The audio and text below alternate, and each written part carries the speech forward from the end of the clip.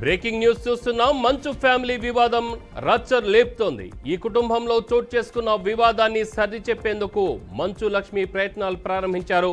ముంబై నుంచి ఆమె హైదరాబాద్కు సోమవారం ఉదయం వచ్చారు. ఎయిర్పోర్ట్ నుంచి నేరుగా ఆమె మంచు మనోజ్ ఇంటికి చేరుకున్నారు. మనోజ్తో కొద్దిసేపు మాట్లాడిన తర్వాత ఆమె తిరిగి వెళ్లిపోయారు. దుబాయ్లో ఉన్న మనోజ్ సోదరుడు మంచు విష్ణు కూడా సోమవారం హైదరాబాద్ తిరిగి వస్తున్నారు.